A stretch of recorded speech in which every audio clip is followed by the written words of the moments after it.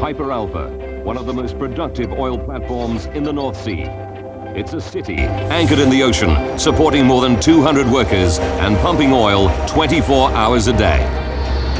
Then a routine working day ends in disaster. 167 men perish in 1 hour and 30 minutes. Now, using cutting-edge computer technology, we reveal exactly what went wrong. Disasters don't just happen. They're caused by a sequence of critical events, locked in time.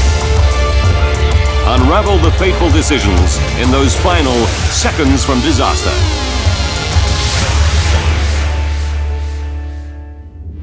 Europe, Scotland, the North Sea.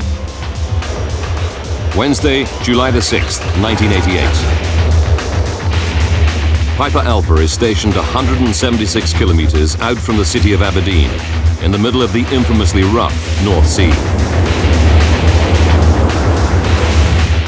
It's built to survive winds of up to 185 kilometers per hour and waves as high as 28.5 meters. With more than half of it hidden below the waves, the entire structure towers 230 meters above the sea floor, 2.5 times the height of the Statue of Liberty. But today, the North Sea is having one of its kinder days. There are 226 men on board Piper Alfa. Electrician Bob Ballantyne is one of them. It was one of these absolutely beautiful summers that you get in the North Sea. It was calm, it was tranquil.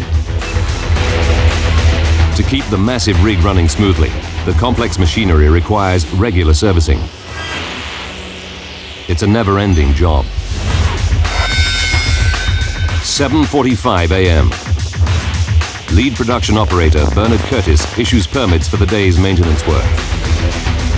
They strictly enforce the rule that no one can work on the platform without one. It's just one of many systems in place to ensure safety on the massive rig. With 226 men living and working so close to such volatile fuel, it's vital. Piper Alfa has been in service for 12 years. Its main job is processing oil. This happens on the production deck. It's made of 4 modules. Module D contains power generation. Module C and B process oil and gas. In Module A, oil is piped up from below the sea floor. Sitting on top of all this is a self-contained city with living quarters and entertainments for the small army of workers for whom Piper Alfa is a home away from home. It all happens 24 hours a day, 7 days a week. 12 p.m. On the production deck, 2 maintenance workers are removing a safety valve. It's a routine job authorized that morning. They're due to finish by the end of the shift at 6 p.m. For control room operator Jeff Bollins, it's just another regular day. There was men doing maintenance, the oil wells were throwing oil, the machines were running, compressing gas. It was a hive of activity. 5:10 p.m. Jeff Bollins begins his final shift in the control room before leaving the rig. It was a good shift because we were all happy on it. It was our last shift and we were going home in the morning, so it was always a good shift, the last one. Jeff talks to the control room operator he's relieving to familiarize himself with the day's business. There's nothing out of the ordinary to report.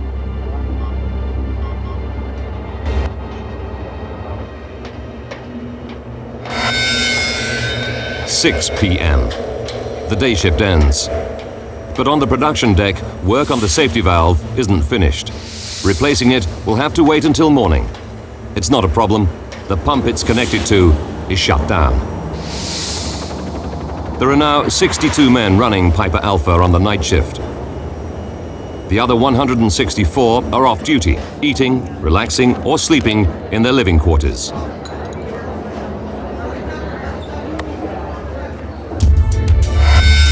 "9:45 p.m. Suddenly, an urgent alarm disrupts Jeff Bollins' routine shift. there's an audible sound which brings your attention to it. You locate then on a visual basis what's happened, and what we call the condensate pump will trip.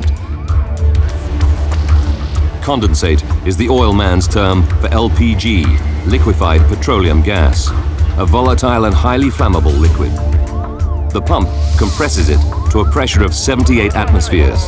That's 45 times the pressure in a car tire. The pump has stopped working, but Jeff is still unfazed. I've seen the condensate pump trip that many times I couldn't tell you about. 20, 30, 100, 200, and it was something that needed attention and something that wasn't a major problem, and the quicker you attended to it, the less of a problem it was. Lead operator Bob Vernon goes down to the pump 9 meters below the control room. It should be straightforward to restart it. But tonight, the production crew can't get it going. Piper Alfa continues to produce liquid condensate. There's now barely half an hour left before the storage tank fills up and the safety systems shut down the entire rig. This could lead to a complete loss of electrical power on the platform. Although not dangerous, it'll stop the rig producing oil, and the crew will go to almost any lengths to avoid this. They're feeling the pressure.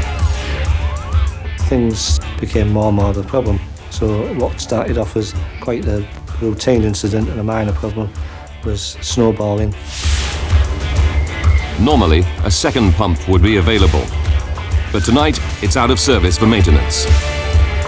If they can start that one, it should solve the problem. Vernon quickly checks the work permit and confirms that the scheduled maintenance hasn't yet begun. So that it can take over from the broken pump, the lead production operator signs this pump back into service. But then, at 9:55 p.m., a new problem complicates the situation further. An alarm sounds, warning Jeff Bollins of a small gas leak on the deck above the pump. He silences the alarm and informs another member of the crew who's also down by the broken pump. The situation now escalates rapidly as Bollins receives several more alarms in quick succession, warning of further small gas leaks. These are followed by something more ominous. And they're just coming in one after the other. And then next thing we knew, we get the high gas alarms, which is very rare, very serious. It's 10 p.m. Captain Michael Clegg is aboard the maintenance ship Lowland Cavalier, stationed just 25 meters from the southwest leg of Piper Alfa. Suddenly, he sees an explosion as a flash of blue flame shoots out below the platform. In the housing block, Bob Ballantyne is carrying a hot drink on his way to his bunk. This almighty explosion lifted the platform right up. It seemed to lift it right off the North Sea and just shake it about like a rag. By sheer chance, on another nearby vessel, Charles Miller is taking pictures for his son's school project when he hears the explosion. As he clicks the shutter, a second explosion rocks the platform. He catches the first evidence of what will become a major disaster. There are 226 men stranded on the rig, and it's on fire. On July the 6th, 1988, at 10 p.m., an explosion shatters the calm of evening on the North Sea oil rig Piper Alfa. 226 men are working on board. 10 p.m. In the control room of Piper Alfa, operator Jeff Bollins thinks he's on a routine shift until the explosion throws him from his desk. My experience of the explosion was finding myself 15, 20 foot up the other end of the control room. Lights going out, turbines tripped, everything's down, a lot of smoke. Immediately, Jeff does what he's trained to do. He hits the rig emergency shutdown controls and stumbles out of the wrecked control room. Valves automatically close all the main oil and gas lines. The huge electricity generators shut down. But the main alarm panel has been destroyed, so no emergency alarms sound. An eerie silence descends on the normally noisy platform.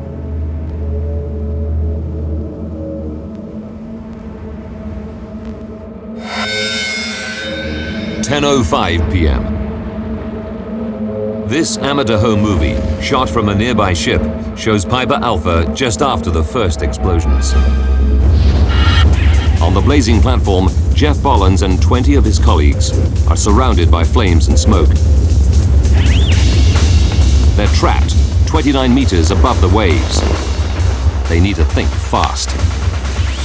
And there was nowhere to go except downwards. One of the lads found a rope which he tied to the handrail, and we started climbing down the rope.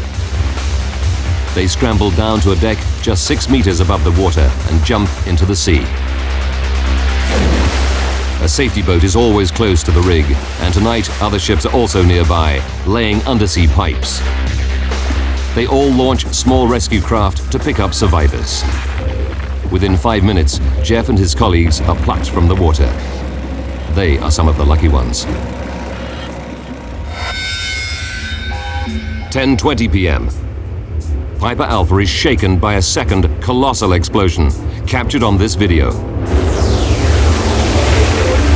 A large section of the rig is engulfed by a roaring fireball. Jeff Bollins sees it all from the rescue boat. The heat was just intense, even though we were maybe 100 yards away. The platform was just looking like the kind of things you see in a disaster movie. About 100 men have gathered in the canteen. It's one of the main emergency meeting points because it's close to the helicopter landing deck. But they don't know that the heli deck is already engulfed by smoke and flames. A helicopter rescue is impossible. Smoke begins to creep in. The trapped workers now fear for their lives. Somebody shouted out that they were afraid, and I heard the voice coming back and said, "You're afraid, everybody's afraid." The evacuation plan calls for them to wait in the canteen for rescue, but it doesn't come. As the situation worsens, rigger Jim McDonald decides to make a run for it. But others trapped with him cling to the belief that help will arrive. I said, well, I'm going to try and get off myself. And I said, if you make it fair enough, I says, but I'm going to try it. Jim's had 12 years' experience on Piper Alpha. He thinks there's an escape route through the laundry room. I went into the laundry, but when I got into the laundry, I wasn't in the laundry. I was in somebody's room. I said, oh, Jesus God.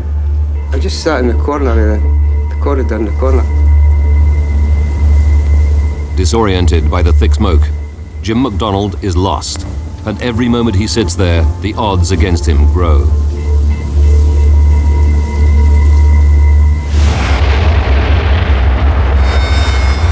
"10:30 p.m. Dave Lambert and some colleagues also flee the canteen. Unlike Jim, they find their way out onto the blazing deck, but they're surrounded by the fires. The flames are getting closer and closer and closer, and the only option, we either go back into the platform or go into this little metal hut. But once they're inside the hut, it hits them. There's no way out. I didn't think we had a chance of getting out, to be quite honest. We were blocked with fire, there was no exit. Basically, we were trapped.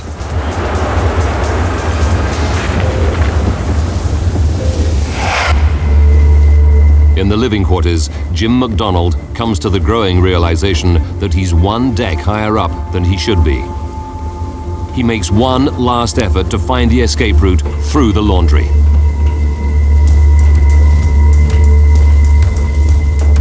I opens the door and I says, please God, be there, be the laundry. And I just opened it and just touched it.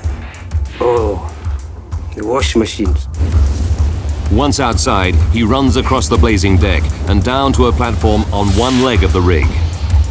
He jumps 21 meters into the bitter cold North Sea. So I went in. When I hit the water, I went right down, and it was great feeling. It was very, very quiet. And very, very still. And then all of a sudden I just shot back up. Jim grabs onto the leg of the rig until a fast rescue craft picks him up. The tears would run down my nose. And this young lad, he said, "Oh, you didn't have to cry, you mister." He says, "You're safe." I says, "I'm just crying with happiness." I was that happy, you know. Working under the platform on another rescue boat is Ian Letham. These photographs show his crew in action. They managed to haul 6 survivors out of the water. We picked up the last 2 people and thought, right, we'll take off now. But as we went to leave, we realised we're entangled amongst debris from the platform. With the inferno blazing out of control overhead, they battled desperately to clear the debris. 33 meters above them, electrician Bob Ballantyne and a group of colleagues are also escaping down the rig. But Bob decides he doesn't like this escape route. I don't know why I changed my mind. I just said, no, I don't want to go that way. While his friends climb down the west side of the platform, Bob begins to climb precariously down the east side. It's a choice that will save his life. 10:49 p.m. Beneath Bob, on the water, rescue boat driver Ian Letham is trying to free his craft from the debris. The heat is relentless. It was like being under a giant grill. I mean, it was so hot. I can remember saying to my colleagues, you know, we're going to have to get out of here. This is getting really bad. And I think it was about a split second after that, there was just a huge whoosh. And I woke up in the water. I came to in the water. 10:50 p.m. Another colossal explosion tears through the platform, scattering debris over 800 meters. Ships 1.5 kilometers away feel the vibrations. The fireball engulfs Ian Letham's boat. Ian never sees the boat, his crew, or the 6 men they picked up again. He swims to a leg of the blazing platform. Another survivor is clinging to it. I sort of looked around one side and the gentleman in question was Bob Ballantyne, was on the other side of the leg. So Ian came floating down the platform leg and I pulled him in beside me just for human company, that you needed someone there with you. Bob and Ian cling to the structure, and the whole platform shakes as the fires devour it. With every bang that went off, this thing shook. I mean, this leg was immense, it was huge. And we were hanging on to it, and it was getting hotter and hotter and hotter. I mean, it was getting really hot. My ears were starting to blister. Bob and Ian leap into the sea. With the last of their strength, they swim to a nearby ship, and the crew haul them out. They're suffering from burns and exhaustion. Up on the blazing platform, Dave Lambert is trapped in a steel hut. But the colossal explosion at 10:50 p.m. rips the end off it and opens up a new escape route. If that explosion hadn't have blown the end off it, I don't think we'd have survived. To be quite honest, there's no other way out. Dave races out of the hut and onto the blazing platform, 45 meters above sea level. As he reaches the guardrail, another explosion blows him over the edge and into the sea. Amazingly, he survives the fall and can see the rescue boats. But totally exhausted from his ordeal, he can't reach them. I had no energy left. And I got to the stage thinking, God, don't let me get this far and drown. But Dave's incredible luck holds out. At the last moment, a rescue boat spots him and hauls him from the water. As the last survivors are picked up, Piper Alfa begins to collapse.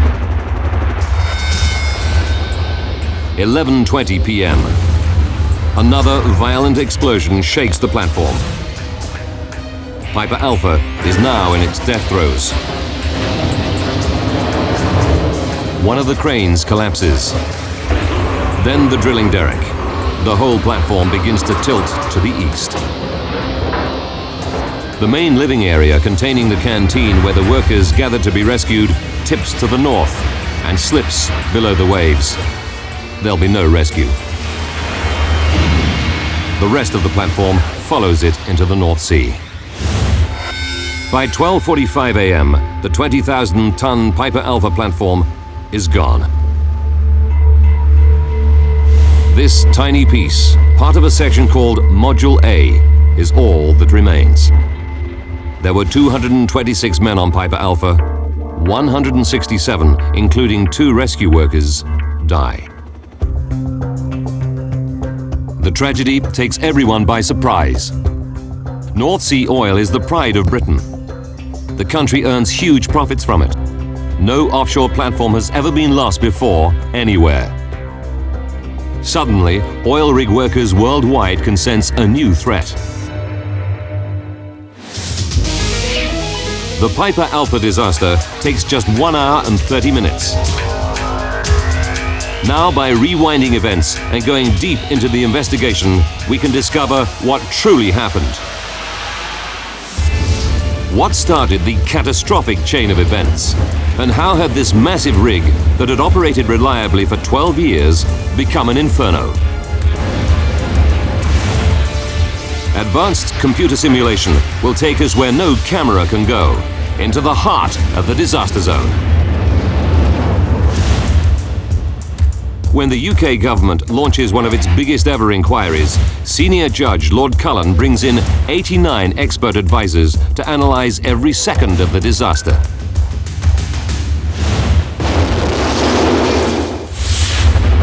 But the extent of the destruction leaves very little evidence. Rod Sylvester Evans spent 2 years working on the investigation. There was no scene left, apart from part of Module A, which was standing proud from the sea. The rest of the platform, all the areas of interest, had in fact been lost. With the wreckage of the rig scattered across the sea floor, 145 meters below the surface, all they have is eyewitness testimony, plus Charles Miller's vital photographs. From these scraps of information, they have to solve the entire mystery. Investigators begin to interview survivors. Of crucial importance was the evidence of the control room operator, Mr. Bolins. And he had witnessed a series of gas alarms that had come up just before the first explosion.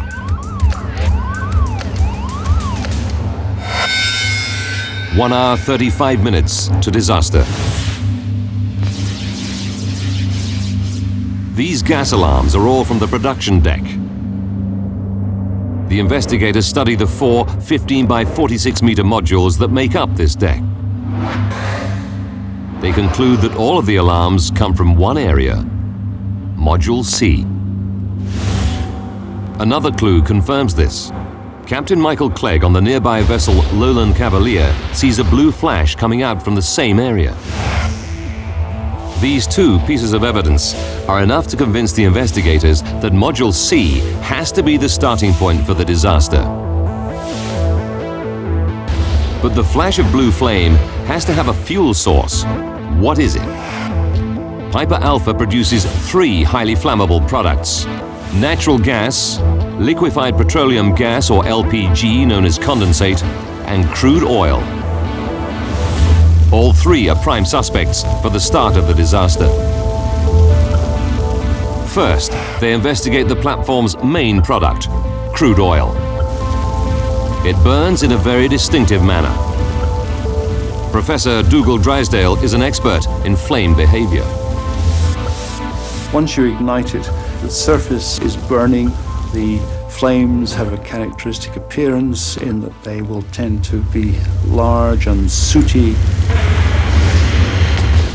But the initial explosion is not a large sooty flame. It's a blue flash. So Drysdale concludes it cannot be crude oil. That leaves natural gas and condensate. Because it's lighter than air, natural gas rises. Condensate, on the other hand, is heavier than air, so it sinks. investigators revisit the eyewitness testimony from Captain Clegg and make their first major breakthrough.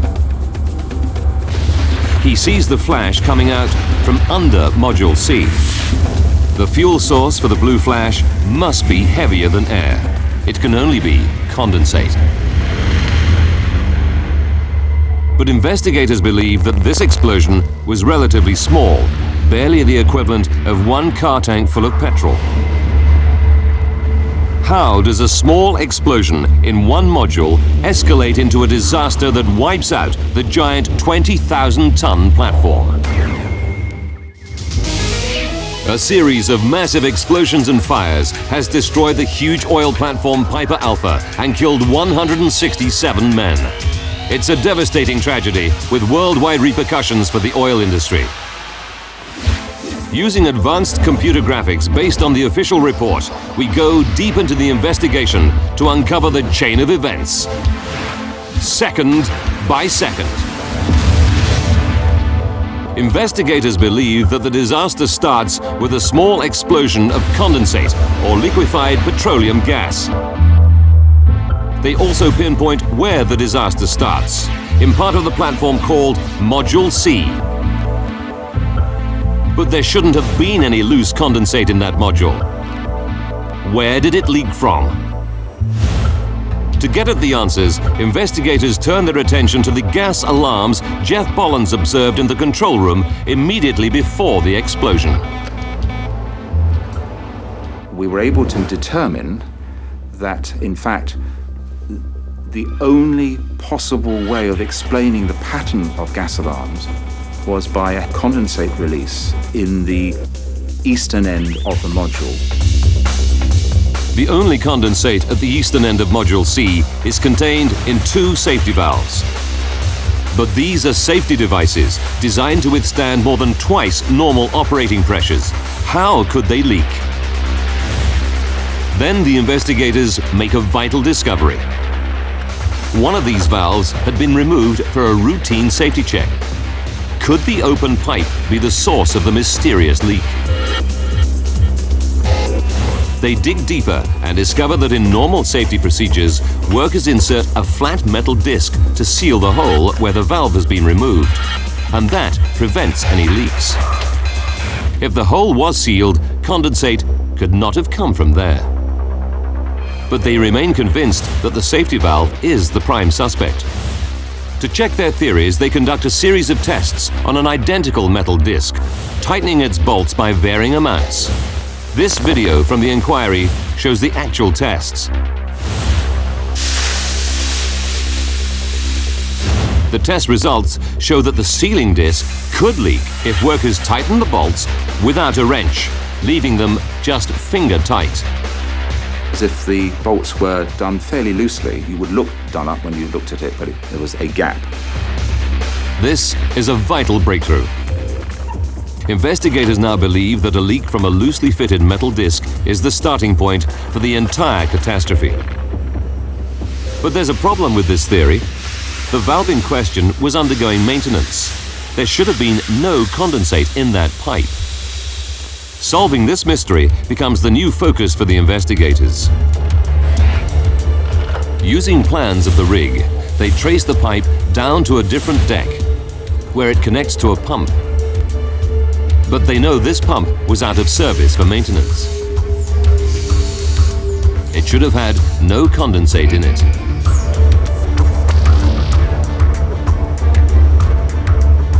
Then they talk to the night shift workers.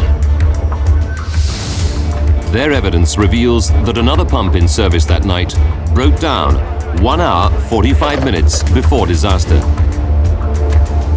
The lead operator perished, so they can't question him.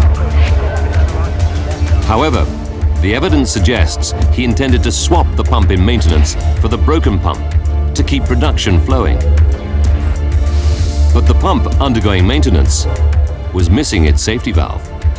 Because the lead operator was seen actually introducing condensate into this pump very shortly before the accident. There was not only the intent to start it, but there was also the opportunity. Before starting up a new pump, workers must first fill it with a small amount of condensate. This happens 1 hour and 35 minutes before disaster.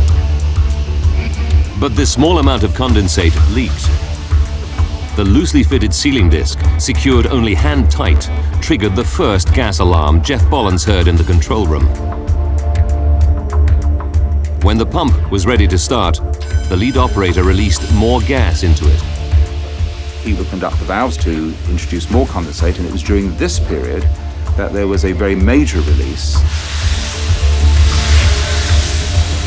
Up in the control room, this much larger leak triggered multiple gas alarms, including the high-level alarm that Jeff saw just before the first explosion. At 1 hour, 30 minutes to go, the leaked condensate explodes in Module C.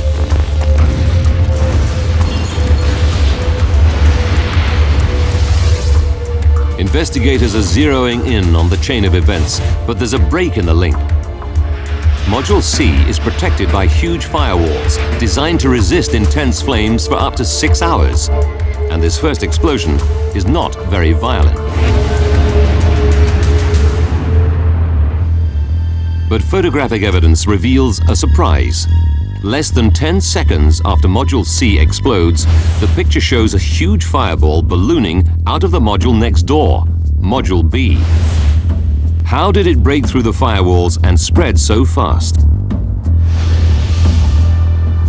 The investigators carry out a series of computer simulations and experimental explosions, seen here. The results are surprising. While the firewalls are excellent at resisting fire, they can't handle explosions. Even a minor blast can tear them apart. The firewalls are made up of 2.5 by 1.5 meter fireproof panels bolted together. The first explosion breaks up the firewall, launching the panels around Module B like unguided missiles. Each panel was equivalent to driving a 1-ton car at 24 miles an hour into the pipework. Investigators believe that these flying panels rupture a relatively lightweight condensate pipe in Module B. That condensate fueled the fireball seen in the photograph. But this fireball lasted only a few seconds.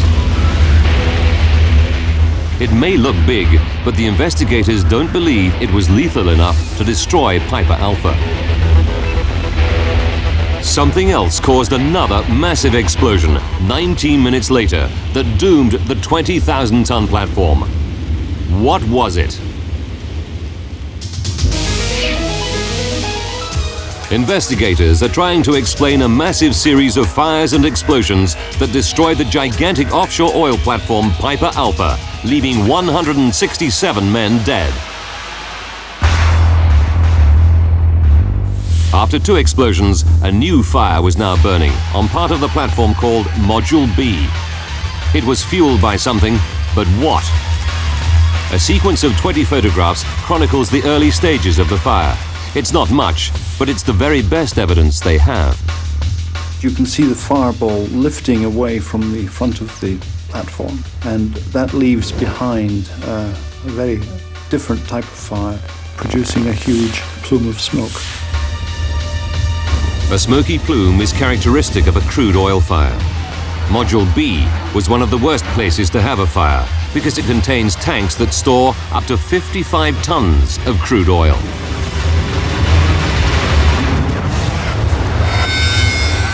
With 1 hour, 10 minutes left, the situation escalates. A colossal explosion shakes the rig. It creates an inferno that rages on the underside of the platform. But this new fire is not in Module B, where the first oil fire is burning. It's below it. How did it get down through the deck? Once again, investigators search for clues in the pictures taken just after the fireball. If you look at the photographs, it's clear that there is a fire below Module B. They realize this can only mean one thing. Flaming crude oil is running downwards to fuel this fire. they're certain that it drips onto an area where the rig's divers prepare for work. But this area is covered by grates. The burning oil should drip straight through the holes and into the sea. Instead, it settles there, forming a large fire. Again, investigators are stuck. Then they discover a vital clue. The divers have placed rubber matting over these gratings. When they were diving, they didn't want to, with bare feet, step on very sharp grating. And unfortunately, above this area was the high-pressure connecting line to Tartan. Tartan is another oil rig close to Piper Alpha. This pipeline carries high-pressure gas to it. Investigators now believe this oil forms a burning puddle on the rubber matting directly under the pipe, containing gas pressurized to more than 120 atmospheres, 70 times the pressure in a car tire. Without this rubber matting, the fire might have been contained, the whole catastrophe prevented. But with it, the pipe heats up quickly, weakening the metal. Intense heat, weak metal, high-pressure gas. The next event is inevitable. And when it burst, there was somewhere between 15 and 30 tons of high-pressure gas ejected almost instantaneously, and that is what is seen in this huge fireball, 150 meters in diameter, completely engulfing the whole of the platform. Gas pours out of the burst high-pressure pipeline at the rate of half a ton per second, equivalent to nearly the entire domestic consumption of gas in the UK. It continues to do so for a further hour. The failure of the high-pressure gas pipeline changes everything. There was no way back. It's really melting the center out of the platform.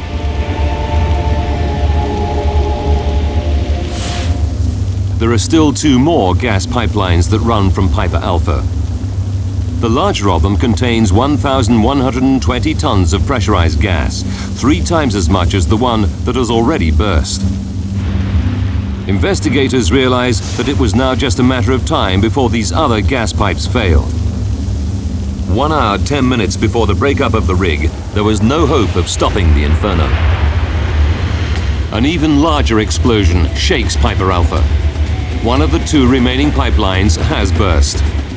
Bob Ballantyne survives it. His friends on the other side of the rig are not so lucky. There was an explosion and they were caught up in a fireball and incinerated. Ian Letham's rescue boat was tangled in debris below the rig. The explosion destroyed the boat and killed everyone on board, except Ian. I ended up in the water, looked around the place, and the whole place was just alight. The sea was alight, everything was alight. By now, the fire is so great, photographic evidence is useless. So investigators gather electronic data from other oil rigs connected to Piper Alpha.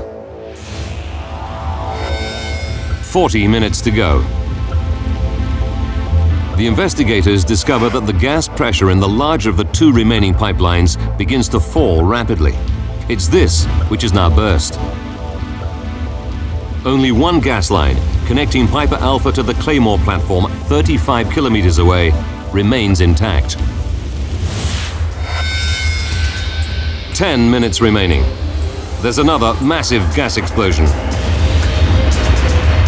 It's the final pipeline failing.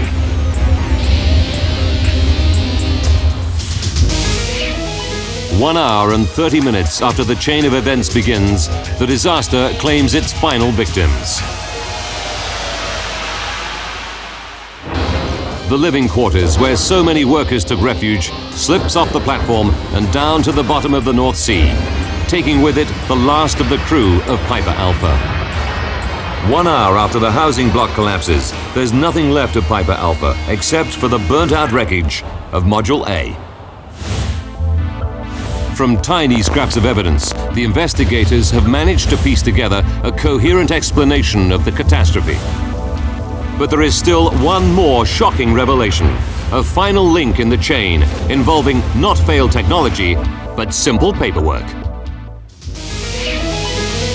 The gigantic oil and gas platform, Piper Alpha, has been destroyed. Second by second, investigators are lining up the pieces. The deadly sequence begins at 9:45 p.m. when workers attempt to start a pump with a critical safety valve missing. What investigators don't understand is why the workers started the pump in this unsafe condition. The permit to work, or PTW, is designed to alert everyone to maintenance work that is underway to prevent just this kind of accident. When investigators analyze the PTWs, they discover that a permit was issued for routine maintenance on one of the pumps at 7:45 a.m. They believe that a separate permit was issued later on for work on its safety valve. But the permits that would prove this theory lie buried in the sunken remains of Piper Alpha, 145 meters beneath the surface of the sea. Then, 3 months after the accident, salvage teams raise 2 blocks of living quarters from the sea floor. 81 bodies are recovered and laid to rest. And the investigators are then able to hunt inside for further clues. They find a mass of waterlogged paperwork. Astonishingly, after a raging fire and 3 months at the bottom of the sea, this paperwork yields critical evidence. And lo and behold, yes, there was a copy of the actual permit to work. And it was a huge buzz because we had heard that one was probably issued, but we weren't sure. And here it was, we actually had the actual copy. This is the original permit, recovered from the bottom of the North Sea. Permit to work number 23434 for the maintenance operation on valve number PSV 504, dated July the 6th, 1988. It's the first link in the deadly chain of events. Investigators are now certain that there were 2 permits issued, one for the pump and a completely separate one for its safety valve. On Piper Alpha, the crew stores permits in different boxes for each area of the platform. This seems logical, but creates a fundamental problem. Because the pump is in one part of the platform, but its valve is in a completely different area. And that means the permits are stored in separate boxes. That really starts to be where the problem comes. The 2 permits should have been held together. But simple error or clerical mistake, perhaps, meant that these 2 permits were separate. When the operator checks the pump's permit, there's nothing with it to warn him that the safety valve has been removed. That permit is stored separately in another box. It might as well not have existed at all. So when pump B stopped and there was the question asked, can I get pump A going? The maintenance lead hand said, yeah, fine. As they attempt to start the pump, they set in motion the chain of events. Investigators believe that the workers on duty that night did not know the safety valve was missing. Otherwise, the experienced operators would never have tried to start the pump. The only permit they see is for the pump. It doesn't mention the safety valve. At the heart of this tragedy, behind the raging fires, the explosions, the collapse of the 20,000-ton rig, and the loss of 167 lives, behind the entire catastrophe lies a flawed system of permits to work.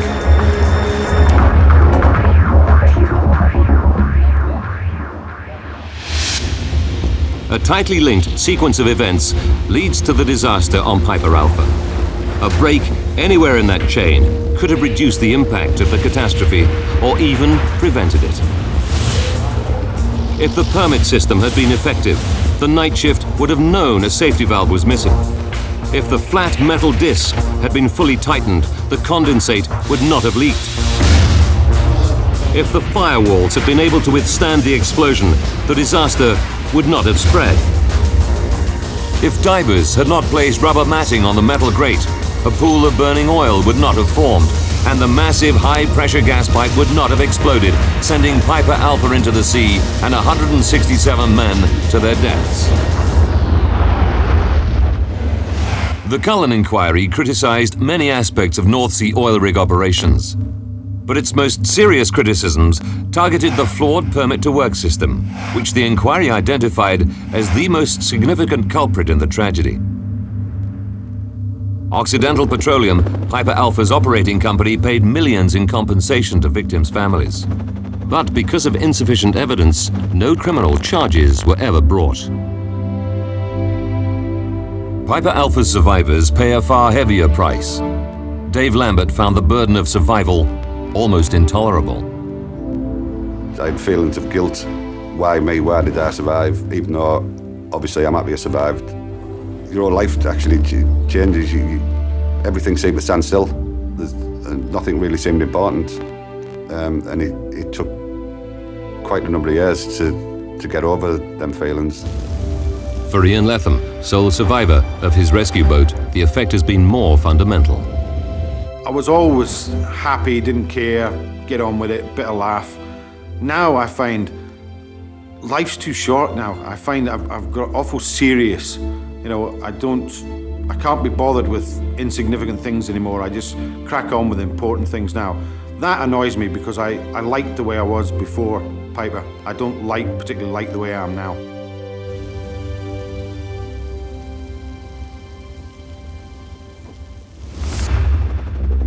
The Cullen report recommended massive changes to almost every aspect of the way that British offshore operations are carried out. But the lessons learnt have repercussions for the oil industry in Britain and worldwide.